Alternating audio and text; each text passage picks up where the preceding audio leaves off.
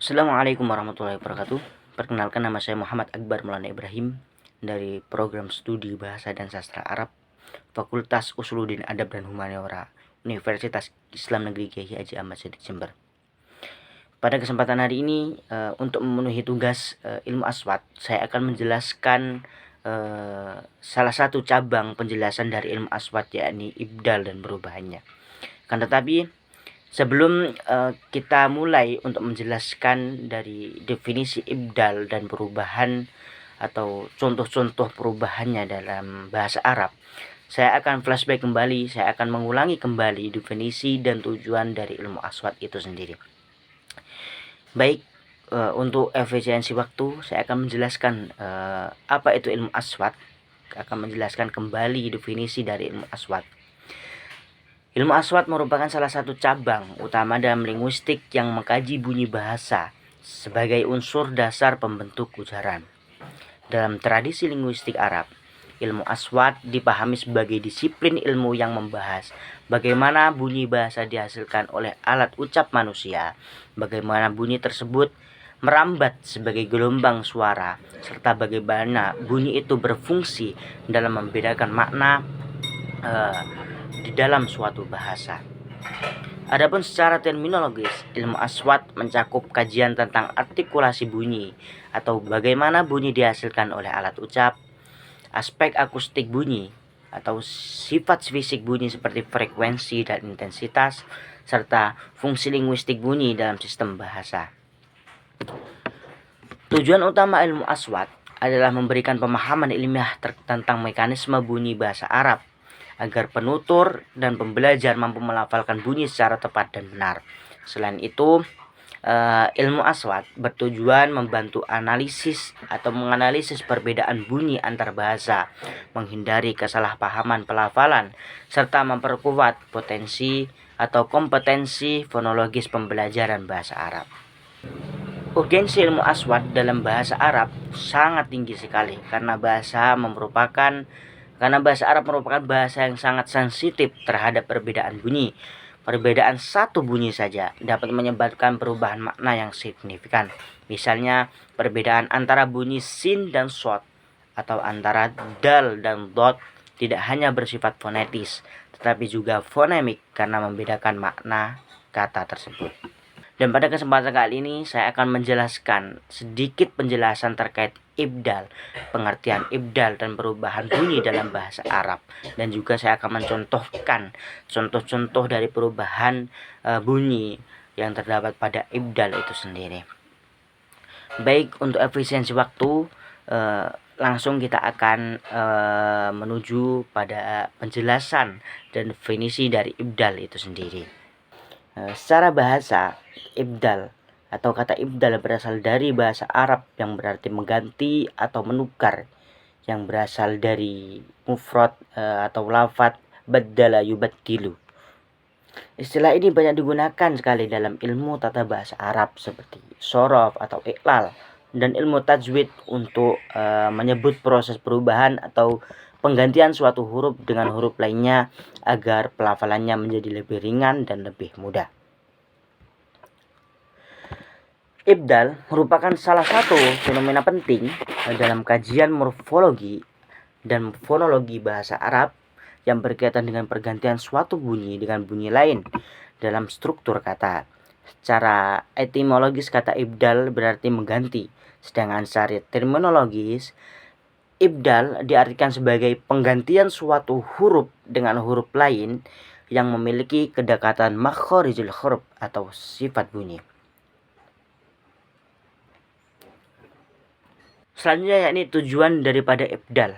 Tujuan daripada ibdal sendiri, tujuan utama daripada ibdal adalah agar tidak memberatkan beban pada organ artikulasi oleh lidah sampai tercapainya keselarasan bunyi yang indah. Maksud daripada penjabaran ini adalah ibdal dilakukan untuk mempermudah pengucapan bunyi sehingga lidah dan alat ucap lainnya tidak bekerja terlalu berat atau sulit ketika mengucapkan suatu kata. Dengan mengganti satu bunyi dengan bunyi lain yang lebih mudah diucapkan, pengucapan menjadi lebih ringan, lebih lancar, dan menghasilkan bunyi yang harmonis atau enak didengar. Kita ambil contoh sederhana dalam ilmu tajwid. Nun sukun atau tanwin yang bertemu huruf ba ketika diubah atau diibdal menjadi bunyi mim yang disamarkan, perubahan ini membantu kelancaran pengucapan karena bunyi mim dan ba sama-sama diucapkan dengan kedua bibir, sehingga perpindahan bunyi menjadi lebih mudah dan lebih enak. Jadi, maksud kalimat tersebut adalah bahwa ibdal bertujuan memudahkan pelafalan, mengurangi kesulitan kerja lidah dan alat ucap, serta menciptakan keserasian bunyi yang lebih indah dan nyaman didengar. Adapun penjabaran dari tujuan yang lainnya, yakni menyelaraskan huruf yang berdekatan dalam ibdal. Dalam ilmu shorof atau morfologi bahasa Arab, ibdal secara bahasa berarti mengganti, seperti yang setelah saya katakan tadi. Tujuan utama lainnya yakni menyelaraskan huruf yang berdekatan. Nah, yang berdekatan ini adalah untuk meringankan atau untuk mempermudah pengucapan lisanul Arab agar tidak terasa berat saat dilafalkan secara berurutan.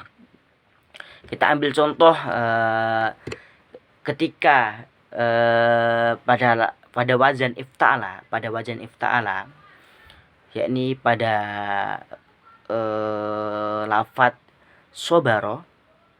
Pada lafadz sobaro, kata untuk sobar dari kata sobaro, jika mengikuti wazan ifta'ala, seharusnya menjadi istabaro. Akan tetapi ini terasa berat pada lisanul Arab, maka diselaraskan menjadi istobaro. Jadi huruf ta yang terdapat pada lafadz istabaro dari wazan ifta'ala ini tadi itu diganti menjadi to. Jadi ta diganti menjadi to. Contoh lainnya yakni diganti menjadi dal. Jika huruf dasar aslinya adalah huruf konsonan bersuara desah atau berat, seperti halnya dal, dal, za. Contoh kata untuk mengingat dari kata dzakaro menjadi idtakaro, yakni dengan wazan ifta'ala kemudian diselaraskan menjadi ittakaro. Dan untuk pola selanjutnya atau untuk tujuan selanjutnya yakni sebagai pola gramatikal dalam ibdal tetap sistemis. Tujuannya itu pola gramatikal dalam ibdal itu tetap sistemis atau tidak berubah. Di sini yang dimaksud di sini adalah bahwa penggantian satu huruf dengan huruf lain terjadi secara teratur dan berpedoman pada kaidah morfologi atau shorof yang baku, bukan berubah secara acak. Proses ini bertujuan untuk mempermudah pelafalan fonetik sambil mempertahankan makna dan struktur pada kata. Adapun prinsip dasar dari ibdal yang sistematis, kita ambil contoh huruf pengganti yang pasti. Aturan ibdal menentukan secara spesifik huruf apa yang bisa menggantikan huruf lainnya. Misalnya dalam wazan ifta'ala, jika huruf pertama adalah dot atau to, maka huruf ta dalam wazan tersebut wajib diganti menjadi to. Nah, itu adalah pola gramatikal dalam ibdal yang tetap sistematis. Selanjutnya yakni perubahan bunyi pada ibdal. Perubahan bunyi dalam bahasa Arab sangat dipelajari sekali dalam ilmu aswat atau fonologi dan juga dalam ilmu shorof. Perubahan ini terjadi karena berbagai faktor, mulai dari adaptasi dialek seperti amiyah dan fusha, kaidah pembentukan kata atau tasrif, hingga penyerapan kosakata ke dalam bahasa lain seperti bahasa Indonesia, bahasa Inggris, dan lain-lainnya. Adapun beberapa bentuk-bentuk perubahan bunyi yang paling umum terjadi antaranya yakni perubahan morfologis atau kaidah bahasa Arab. Dalam pembentukan kata terjadi perubahan vokal dan konsonan demi kemudahan pengucapan atau i'lal dan ibdal. Ibdal atau penggantian mengubah satu huruf bunyi dengan huruf lain. Contoh huruf wawu atau ya yang mati dan jatuh setelah harokat kasroh di awal kata biasanya diganti menjadi hamzah. Selanjutnya iklal atau pelesapan atau penambahan. Perubahan bunyi akibat pertemuan dua huruf yang berdekatan atau penghilangan huruf ilat atau a i u panjang. Contoh kata kerja kola. Kola asalnya adalah koala.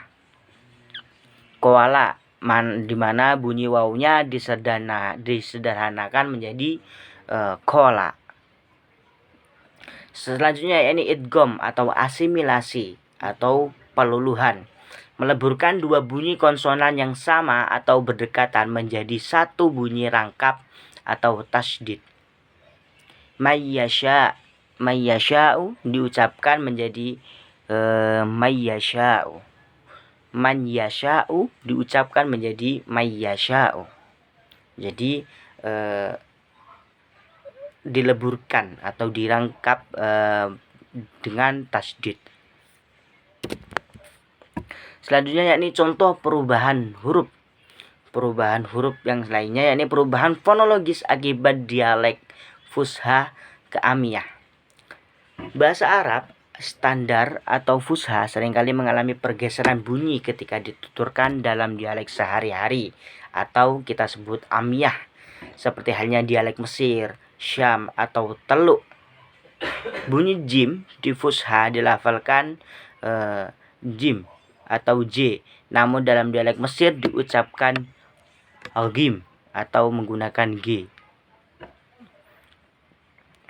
Contoh jabal dalam dialek amiyah Mesir itu menjadi gabal. Selanjutnya ini bunyi qaf. Bunyi qaf di fusha dibaca qaf, tetapi sering berubah menjadi bunyi letup atau global hamzah dalam dialek perkotaan. Qalab itu menjadi alab.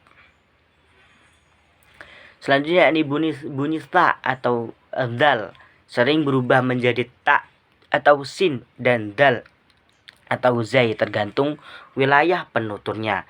Selanjutnya yakni perubahan bunyi pada kata serapan.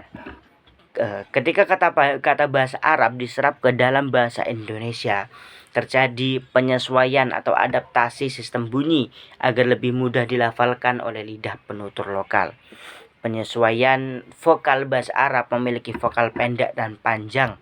Dalam bahasa Indonesia, vokal panjang disesuaikan menjadi vokal pendek standar. Contoh alim, alim menjadi alim. Penyesuaian konsonan khas, konsonan seperti ain, dho atau kho sering disesuaikan dengan huruf Indonesia yang bunyinya mendekati. Contoh ilmun, ilm, ilmu, sobun, sabun, khaimah, kemah. Seperti itu.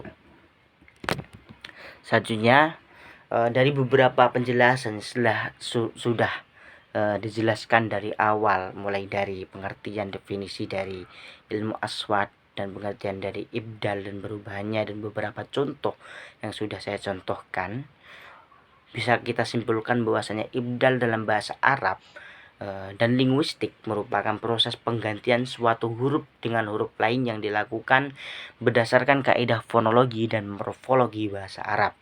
Tujuan utama ibdal adalah mempermudah pelafalan, menghindari kesulitan atau beratnya pengucapan, serta menjaga keselarasan bentuk kata sesuai aturan syarab. Perubahan ini umumnya melibatkan huruf-huruf ilat seperti waw, alif, dan ya, serta beberapa huruf lain dalam kondisi tertentu. Penerapan ibdal dapat ditemukan dalam pembentukan kata seperti perubahan huruf pada wazan ifta'ala maupun dalam ilmu tajwid pada cara membaca lafaz Al-Quran.